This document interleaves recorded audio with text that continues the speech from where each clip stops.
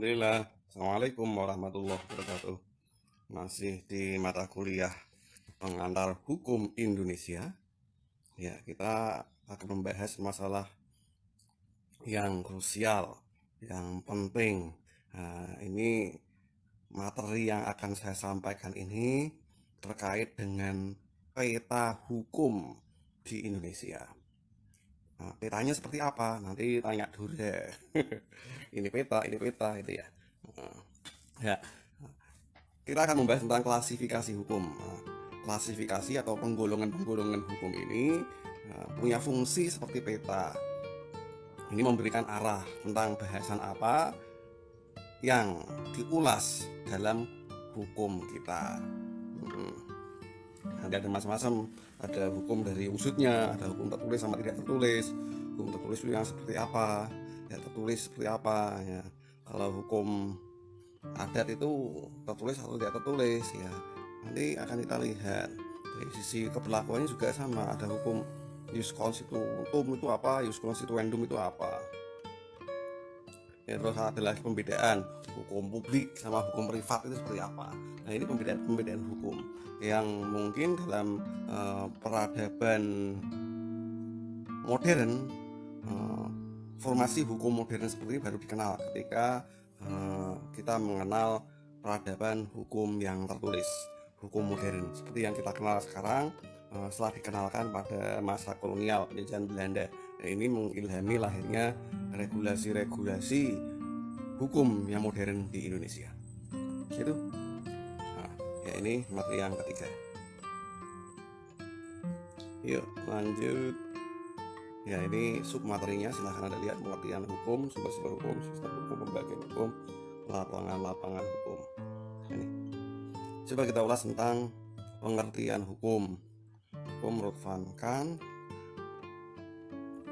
menyatakan bahwa peran ahli hukum masih juga mencari suatu rumusan yang tepat mengenai pengertian hukum.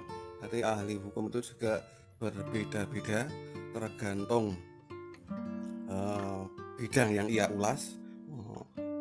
Sarjana hukum yang lebih sosiologis tentu berbeda dengan sarjana hukum positivistik. Sarjana hukum yang bergerak di dunia formil tentu berbeda dengan sarjana hukum yang mengutak-utak membahas tentang hukum-hukum yang substansial atau material. Ya, ini berbagai macam ya, ini nanti tergantung pada pembidangan hukum yang dipelajari, yang difokus menjadi keahlian seorang sarjana hukum. Kemudian kita lihat Van Apeldoorn tidak mungkin memberikan suatu definisi tentang hukum karena hubungan anggota masyarakat yang diatur oleh hukum ada 1001 macam. Ya, itu melihat varian-varian hukum, belum lagi terkait karena hukum tidak hanya berdiri sendiri tapi juga terkait dengan masyarakat, maka relasinya juga berbagai macam. Mendefinisikan dalam satu definisi itu hal yang mustahil, kata Van Apeldoorn. Nah, kemudian Utrecht, hukum adalah himpunan petunjuk-petunjuk hidup atau perintah dan larangan yang mengatur tata tertib dalam suatu masyarakat dan seharusnya ditaati oleh anggota masyarakat yang bersangkutan. Ini petunjuk-petunjuk, pedoman tentang tata tertib yang harus ditaati. Berarti ini pedoman kepatuhan masyarakat. Jika pedoman kepatuhan ini dilanggar, ini akan menimbulkan tindakan-tindakan dari pemerintah. Ya, ibarat ada sebuah aturan yang jadi pedoman dalam tata kehidupan, ini dilanggar maka ada tindakan untuk menegakkan aturan yang telah dibuat. Ya, yang namanya aturan itu bukan untuk dilanggar, tapi ditegakkan keberadaannya supaya masyarakat semua patuh hukum. Ini kata Utrecht ya. Setidaknya ini memberikan gambaran awal pada kita sebagai pemula yang sedang belajar hukum. Hukum itu mudahnya itu adalah aturan. Kemudian Sudiman Karto Hadiprojo, hukum adalah pikiran atau anggapan orang tentang adil atau tidak adil, mengenai hubungan antar manusia.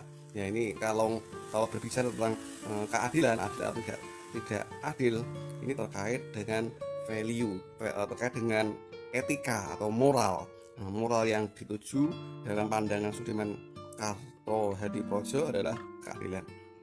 Fungsinya hukum dibuat adalah mencapai keadilan. Ya, di sini Sudirman lebih melihat bagaimana hukum ini mewujudkan suatu sistem mekanisme aturan yang adil dalam relasi kehidupan sosial masyarakat. Ya, next Mukhtar Kusuma Atmaja, beliau pernah menjabat sebagai Menteri Luar Negeri. Menurut beliau, hukum adalah keseluruhan kaidah-kaidah serta asas-asas yang mengatur pergaulan hidup manusia dalam masyarakat yang bertujuan memelihara ketertiban yang meliputi lembaga-lembaga dan proses-proses guna mewujudkan berlakunya kaidah itu sebagai kenyataan dalam masyarakat. Kaidah-kaidah, kaidah ini istilah lain dari norma ya, atau aturan. Aturan yang namanya hukum itu isinya aturan-aturan atau kaidah-kaidah serta asas-asas. Berarti ada sendi-sendi yang ditegakkan dalam pergaulan manusia. Tujuannya ini memelihara ketertiban, bukan tujuan keadilan seperti yang ditemukan oleh Sudirman ya. Kalau Mukhtar Kusuma Atmaja melihatnya lebih dari sisi pragmatismenya. Hukum ini diatur, diwujudkan untuk mencapai ketertiban. Nah, kalau keadilan itu sisi estetikanya, sisi etikanya, bukan estetika. Kalau estetika itu keindahan, tapi kalau etika ini moralitas atau akhlak. Nah, di sini Mukhtar ketertiban yang diwujudkan. Nah, di situ dalam mewujudkan ketertiban terkait dengan lembaga-lembaga, ada lembaga-lembaga, terutama lembaga negara ya, sebagai pembentuk hukum. Bagaimanapun juga hukum itu alat kekuasaan negara, maka hukum ini akan dibuat oleh lembaga-lembaga negara atau organ-organ negara. Dan dalam pembuatannya tentu ada proses-proses. Ini seluruh mekanisme pembuat dan proses pembuatannya ini berguna untuk mewujudkan agar kaidah atau norma aturan tersebut berlaku dalam masyarakat secara real dan kehidupan masyarakat. Jadi kenyataan real. Kemudian Van Vollenhoven, nah, ilmuwan kolonial ini terkait dengan hukum adat biasanya. Van Vollenhoven, ilmuwan hukum adat. Menurut Van Vollenhoven, hukum adalah suatu gejala dalam pergaulan hidup yang bergolak terus-menerus dalam keadaan bentur-membentur tiada henti-hentinya dengan gejala-gejala lain. Nah, ini Prof. Van Vollenhoven ini melihat bahwa hukum itu sangat dinamis. Ini pengamatannya itu secara antropologis ya, secara kebudayaan, bahwa dalam kenyataannya hukum itu dinamis, hukum itu tidak statis, hukum itu mengikuti alur kehidupan masyarakatnya, rakyatnya, bangsanya. Ketika suatu bangsa berubah, bangsa itu dynamic ideologinya, dynamic nilai-nilainya, maka hukumnya pun juga menyesuaikan.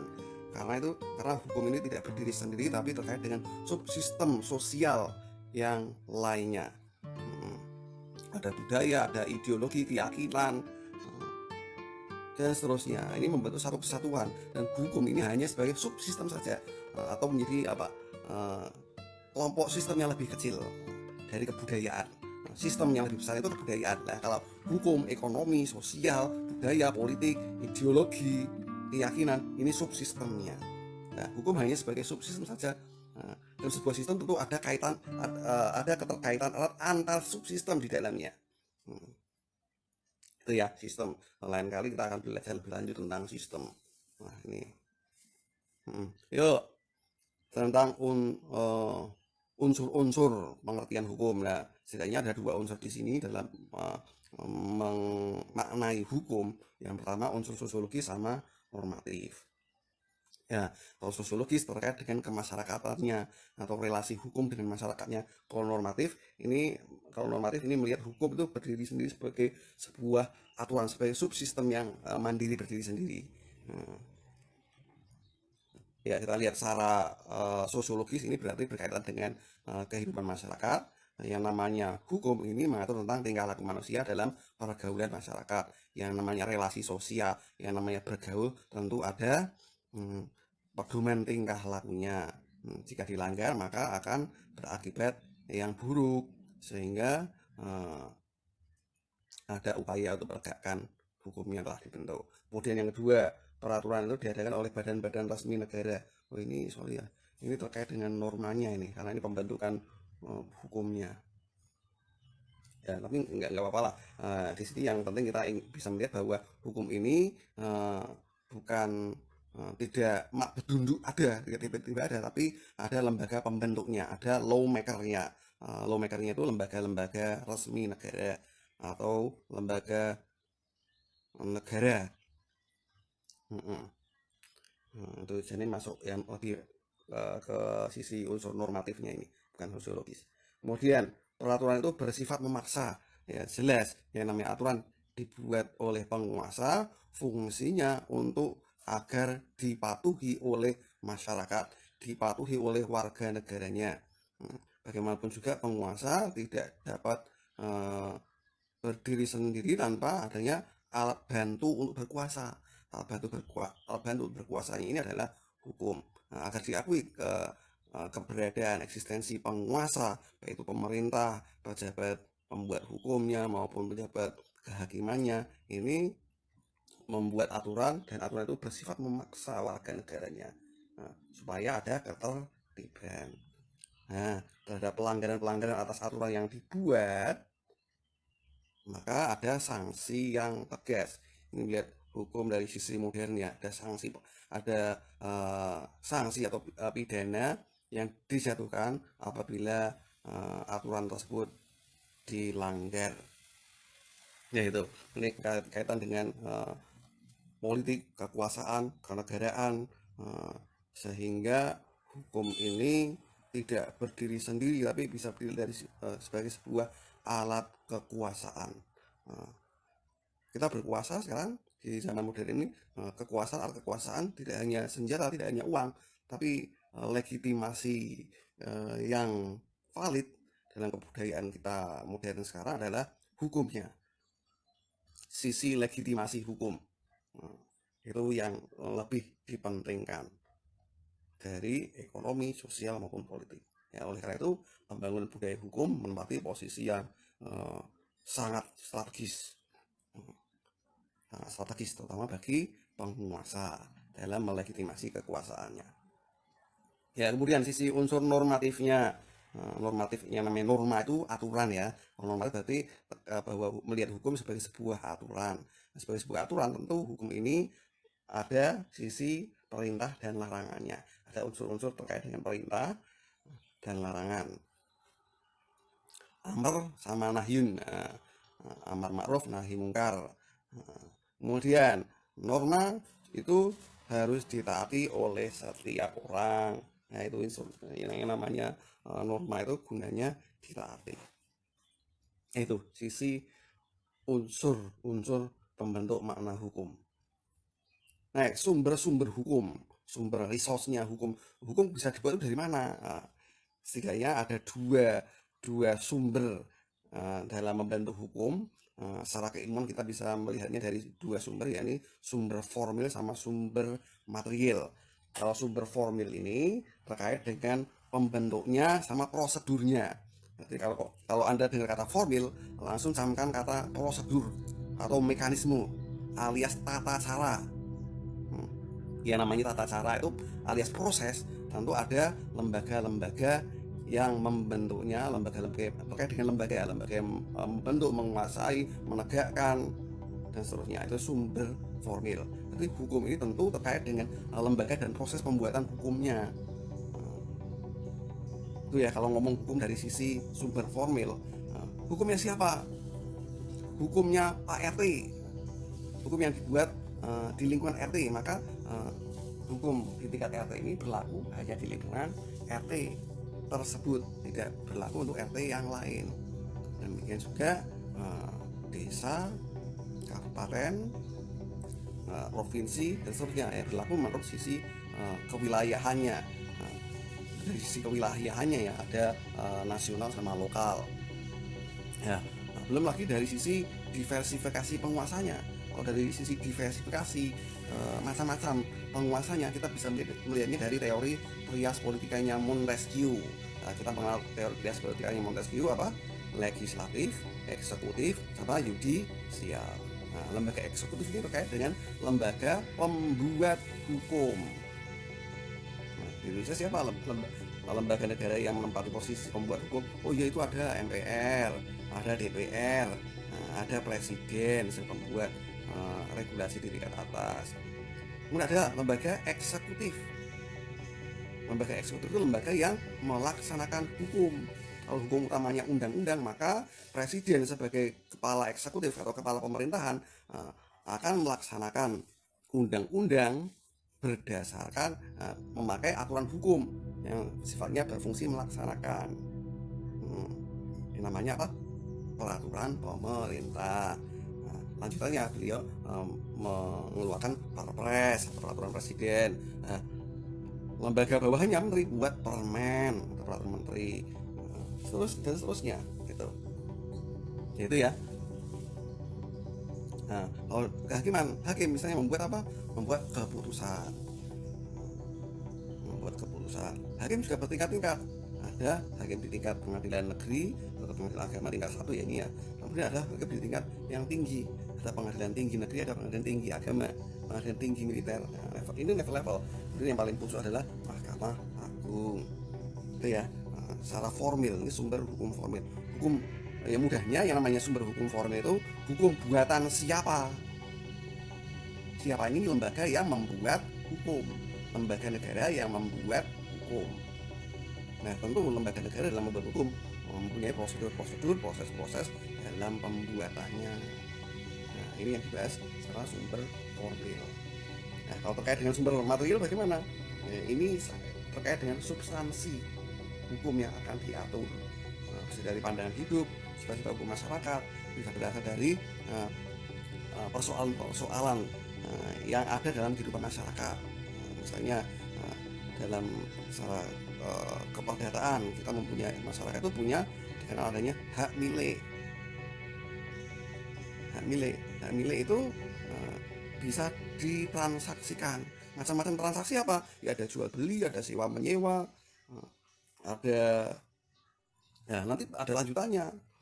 Ada fidusia, ada sistem sewa beli, kemudian ada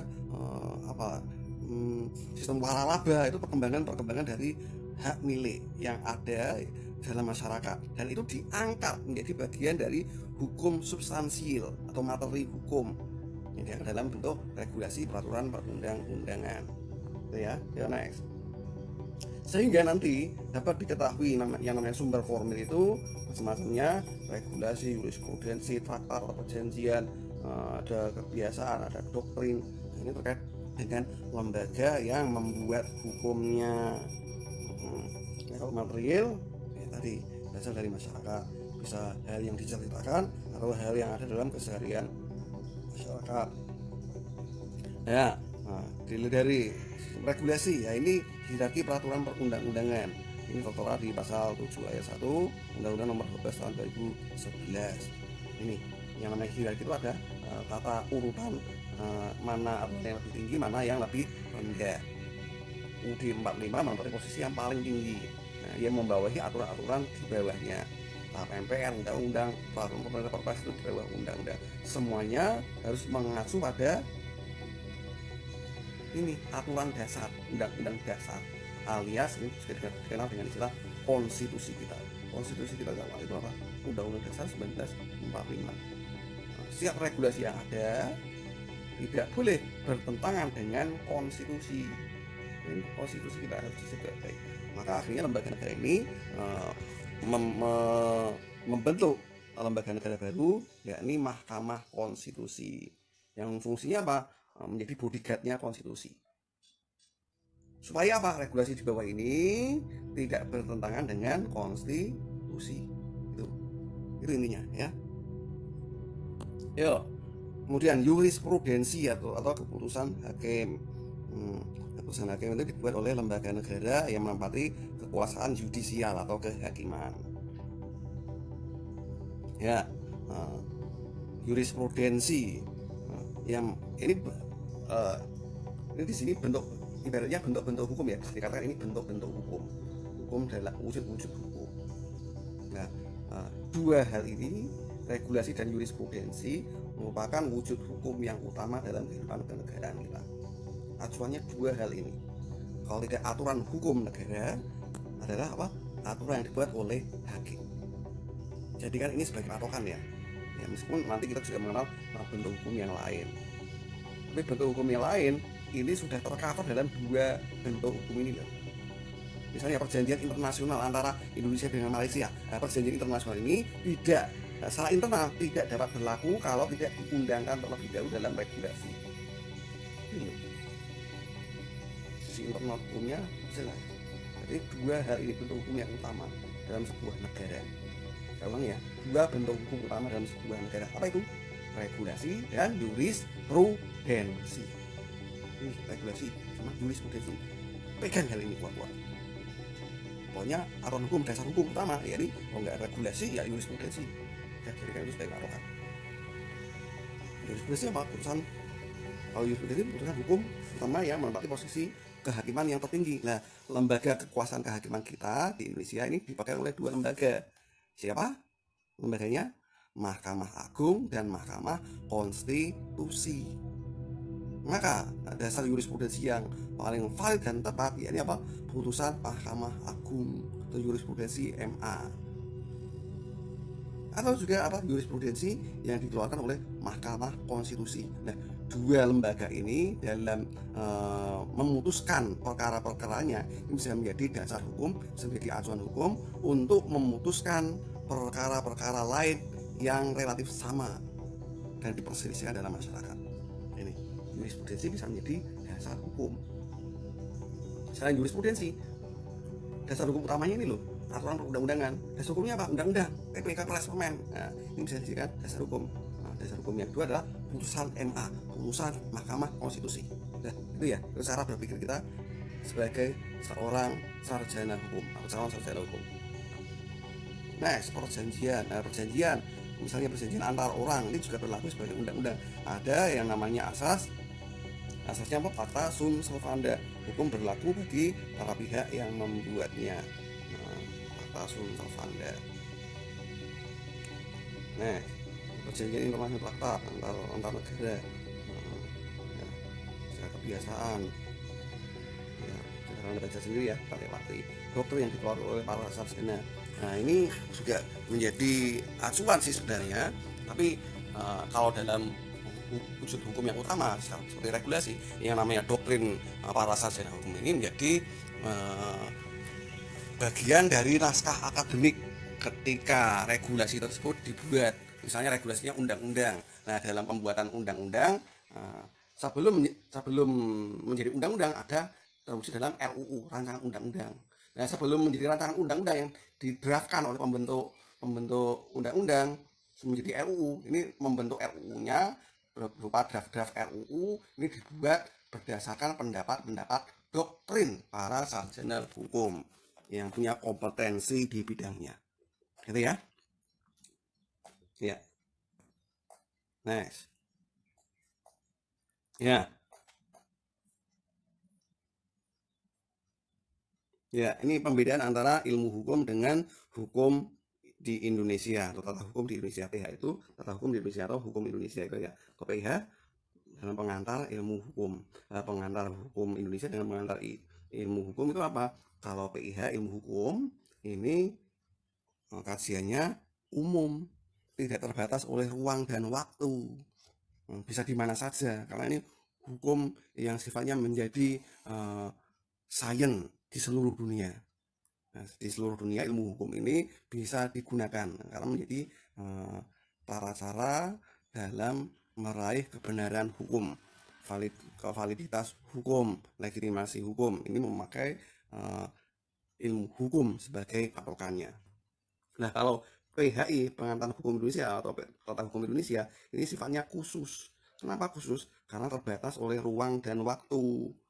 Ruangnya apa? Berlaku di wilayah kedaulatan Republik Indonesia. Ruangnya apa? Waktunya apa? Ya berlaku sekarang. Ini. Berarti PTH itu ngomongin tentang hukum yang berlaku di Indonesia sekarang ini alias jus constitutum. Hukum yang berlaku sekarang, jus constitutum. Sekarang itu jus constitutum ya. Kalau mendatang itu jus constituendum. Ya, bisa dipahami ya. Oke, next. Ya, ini ruang lingkup bidang hukum yang ada dalam tata hukum di Indonesia. Ada HTN, HAN, hukum perdata, pidana, acara perdata, adat, dan seterusnya. Ada hukum internasional ya. Sementara kita mempelajari berapa 7 hal ini. Nah, untuk lebih memantapkan nanti saya berikan studi kasus. Kita nggak usah banyak-banyak, ini saja toh sudah terlalu banyak menurut saya. Tapi ya setidaknya kita belajar pelan-pelan agar lebih mudah dipahami nantinya. Itu aja ya. Yuk next. Sistem hukum. Nah, sistem hukum.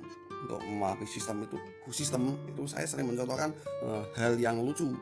Kadang kalau mahasiswa dengar ya diketawain. Tapi dalam keyakinan saya namanya sistem itu ya, kalau saya memberikan contoh sistem yang seperti saya contohkan nanti, itu memang betul-betul real sistem gitu. Ya, meskipun diketawain ya nggak masalah, karena itu benar. Mau tahu apa itu contoh sistem? Nah, contoh sistem yang sering saya contohkan adalah hal yang terkait dalam kehidupan kita sehari-hari. Apa itu? Pernah dengar sound system? Ayo, sound system. Pernah dengar? Iya. Sound system ini sebenarnya menggambarkan ya, bisa dikiaskan lah, bisa di analogikan bahwasanya sistem itu seperti halnya sound system. Kalau di dalam sound system terkandung unsur-unsur sistemik. Namanya aja sound system. Jadi sistem terkait dengan manajemen suara. Lihat bagaimana kita merancang manajemen suara elektrik. Ayo. Ada aliran elektriknya, ada kabelnya, ada mikrofonnya, ya, ada mixernya, ada amplifiernya. Kemudian agar bisa dinikmati perlu adanya speaker, corongnya. Nah, itu semua adalah komponen-komponen dalam sistem sound system. Itu semua adalah komponen sound system. Nah, supaya sound system itu bekerja apa? Seluruh komponen harus connected, harus terkoneksi satu sama lain. Kalau tidak terkoneksi ya nggak bisa. Mau speakernya tidak nyolok ke speaker loh, ya nggak keluar suaranya. Nggak ada mikrofonnya, ya nggak jadi pengeras suara. Nggak ada inputnya. Kalau ada input, proses sama output. Bisa jadi bayangkan seluruh komponen itu terkait dengan mekanisme itu. Ya itu ya, bisa dipahami ya. Nah, seperti halnya sound system, nah, dalam sistem hukum juga demikian.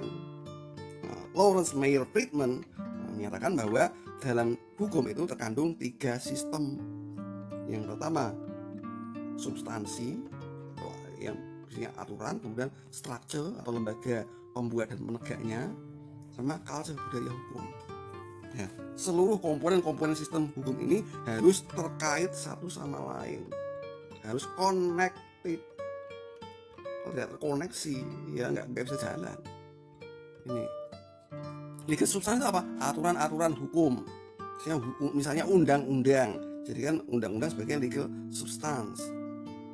Kemudian ada legal structure, ada lembaga-lembaga pembuat dan penegak hukum. Terkait dengan itu, hukum tidak dapat dibuat kalau tidak ada legal structure-nya. Nah, legal structure juga akan bergerak liar kalau nggak ada aturan yang mengatur tentang legal structure. Nah, aturan yang membuat legal structure ini adalah legal substance. Nah, ini berarti ada saling mengkait antara komponen-komponen dalam sistem hukum. Nah, akhirnya di situ muncul artinya legal culture, ada kultur birokrasi, ada kultur dalam masyarakat. Dalam kultur dalam masyarakat terbentuk ketaatan, kepatuhan untuk menegakkan aturan-aturan yang ada dalam legal substance. Itu ada pola-polanya. Ini 3 sistem komponen sistem hukum dalam menurut Lawrence Mayer Friedman. Next. Kemudian dari sisi tradisi sistem hukum, ini terkait dengan tradisi dalam hukum barat ya. Bagaimanapun juga adanya hukum modern tidak terlepas dari peradaban dunia. Peradaban hukum modern dibawa oleh 2 tradisi hukum utama dari barat. Ini dua-duanya dari barat, kayak common law common law atau civil law ini dua-duanya berasal dari barat. Nah, dua-duanya punya perbedaan tentang tradisi dalam membentuk hukumnya. Mudahnya gampang nih, kalau common law lebih berorientasi, lebih berfokus pada jurisprudensi atau putusan hukum sebagai hukum utamanya. Dan hukum utamanya itu adalah hukum adat kebiasaan masyarakat. Ya, tapi agar adat ini, kalau adat itu sebenarnya substansinya, tapi secara formilnya dibentuk melalui jurisprudensi atau putusan hakim. Nah, dengan adanya jurisprudensi ini, hukum adat bisa kelihatan patokan-patokannya. Nah, berbeda dengan civil law, negara-negara civil law membuat hukum berdasarkan peraturan perundang-undangan alias regulasi. Kalau common law berasal dari tradisi Britania atau Inggris dan negara-negara persemakmurannya. Negara Inggris diterapkan pada negara jajahannya seperti India, Malaysia, Amerika. Nah, 3 lembaga bekas jajahan Inggris ini memakai sistem hukum common law yang meletakkan hukum adat sebagai patokannya itu secara material. Secara formil ada pada jurisprudensi atau aturan yang keputusan hakim yang dibuat. Ya, bisa dipahami ya. Nah, kalau civil law beda lagi. Kalau civil law ini berdasarkan kekuasaan legislatif dalam membentuk peraturan perundang-undangan. Peraturan perundang-undangan. Nah, civil law ini lahir dikembangkan oleh sistem di negara Perancis awalnya. Perancis lewat civil code, akhirnya meluas ke negara Eropa daratan, Eropa kontinental, negara-negara sekitarnya seperti Jerman, Belanda, Belgia. Nah, di Indonesia karena bekas jajahan Belanda dan Belanda itu ikut Eropa kontinental, maka tipikal tradisi hukumnya mengikuti kode sivilnya Perancis. Nah, ini pakai tradisi hukum civil law. Semuanya hukum berdasarkan peraturan perundang-undangan alias regulasi. Bisa dipahami ya? Ya, ini tadi yang saya terangkan. Inggris itu Anglo-Saxon ya. Nah, kita sudah sama, ayo.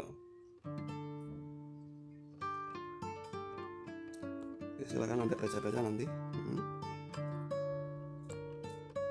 Nah, regulasi dibuat oleh lembaga legislatif dan eksekutif. Kalau jurisprudensi dibuat oleh lembaga yudisial. Itu dari sisi rias politika ya. Kalau civil law lembaganya legislatif eksekutif. Kalau common law tadi apa? Lembaga hukumnya hukum buatan hakim berarti apa? Lembaga yudisial. Jurisprudensi itu lembaga yudisial. Oke. Ya, meskipun demikian, masing-masing peradaban hukum ini akhirnya keduanya saling melengkapi satu sama lain. Artinya membentuk dua wujud hukum utama, yakni regulasi dan jurisprudensi. Bisa dipahami? Next, pembagian klasifikasi lainnya bisa dibagi menurut sumbernya, hukum bisa dibagi menurut sumbernya, menurut bentuknya, menurut sifatnya, menurut isinya, menurut tempat berlakunya, menurut waktu berlakunya, dan cara mempertahankannya. Ayo kita lihat satu persatu. Nah, tadi sudah kita bahas ini secara formil, bentuk, regulasi, sama jurisprudensi. Dua hal utama ini regulasi, peraturan perundang-undangan, dan jurisprudensi alias putusan hakim. Secara material ada tanda hidup, sosiologis, historis. Ada formil sama material. Nah, kemudian sisi bentuknya ada hukum tertulis sama tidak tertulis. Hukum tertulis ini tercover dalam bentuk yang wujud hukum kenegaraan atau diundangkan. Kalau regulasi diundangkan, kalau jurisprudensi ya diputuskan oleh hakim. Nah, ini berbeda dengan hukum tidak tertulis atau hukum yang berlandaskan pada kebiasaan-kebiasaan yang berlaku dalam masyarakat saja, termasuk hukum yang tidak tertulis. Nah, biasanya termasuk ini adalah hukum adat. Ya, ini berbeda ya. Ketika Indonesia mengalami penjajahan, di situ ada dualisme hukum. Pertama, hukum yang berlaku dalam masyarakat tapi tidak diakui oleh penguasa kolonial, dan tapi di situ juga ada hukum buatan kolonial yang tertulis. Nah, ini ibaratnya peradaban hukum yang berbeda yang dipegang oleh pemerintah kolonial, hukum yang modern, ini hukum yang tertulis. Sedangkan hukum adat yang dipatuhi oleh masyarakat adalah hukum yang tidak diakui keberadaannya oleh penguasa. Jadi hukum yang tidak tertulis. Nah, dilihat dari sini saja sudah kelihatan sekali ketimpangannya, bahwa tentu yang akan menang adalah hukum modern. Ya, kemudian hukum yang memaksa dan hukum yang mengatur. Hukum yang memaksa berarti ditambahkan unsur sanksinya. Dan juga hukum yang mengatur hanya memberikan ketentuan dan pasal tanpa adanya sanksi. Ini sisi-isinya hukum publik sama hukum privat. Ada hukum yang mengatur masalah secara umum seperti hukum pidana, hukum tata negara, hukum administrasi negara, dan seterusnya. Ini hukum publik. Nah, kalau hukum privat ini berlaku untuk antar warga negara. Kalau hukum publik tadi, hukum publik terkait dengan negara, menjadi masalah negara. Kalau hukum privat yang mengatur antar warga negara, perorangan antar warga negara. Nah, di situ ada hukum perdata. Misalnya perkawinan dia ini urusan privat atau publik. Ya, aslinya adalah perkawinan adalah unsur privat, unsur antara masalah mempelai, dua mempelai wanita dan mempelai laki-laki dan keluarganya. Jadi aslinya urusan kedua belah pihak ini, tapi di situ juga mulai muncul adanya unsur publiknya. Unsur publiknya itu apa sih? Negara juga berkepentingan terhadap warga negaranya.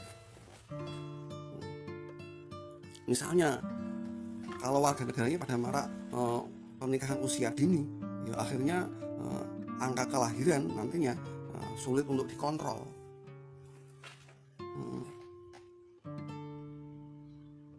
Kalau misalnya poligami diserahkan pada masing-masing warga negaranya tanpa diatur oleh negara, ya sudah ada kemungkinan masyarakat melakukan poligami. Kalau hanya diserahkan pada warga negaranya, perkawinan itu yes, yang penting ada ijab kabul tanpa ada unsur tercatatnya. Nah, pencatatan perkawinannya itu masuk unsur publiknya. Akhirnya masuk bahwa hukum perkawinan itu aslinya privat, tapi tidak melulu urusan privat. Karena apa? Hukum urusan publik termasuk di dalamnya, ikutan masuk. Kewenangan negara diperlukan dalam mengatur urusan privat. Gitu. Nah, sisi cakupannya ini sebenarnya cakupannya berlaku secara lokal daerah saja tertentu atau nasional atau internasional. Ya, waktunya tadi sudah kita bahas, ada ius constitutum yang berlaku sekarang, sekarang, tutum sekarang, constitutum sekarang, ius constituendum mendatang yang akan dicita-citakan. Nah, kalau undang-undang itu berlaku constitutum, kalau RUU constituendum. Oh ya, RUU itu apa? Rancangan undang-undang.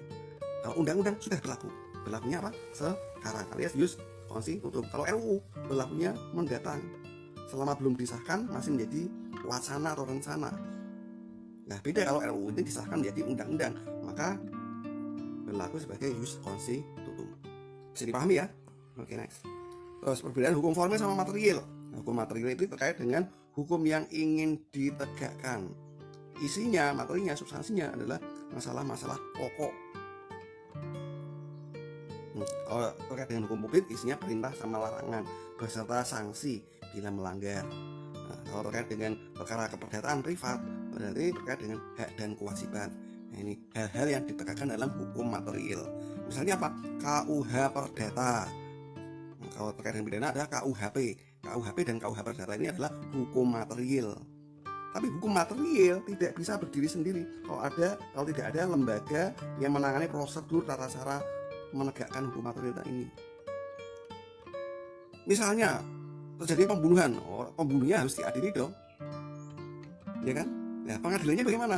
Ada ketentuannya. Barang siapa yang menghilangkan nyawa orang lain akan misalnya pidana penjara seumur hidup atau mati. Nah, prosedur misalnya kalau dipidana mati, bagaimana prosedur mematikan si terpidana pembunuhnya ini? Apa digeropi rame-rame, dipentungi seperti itu? Kan enggak.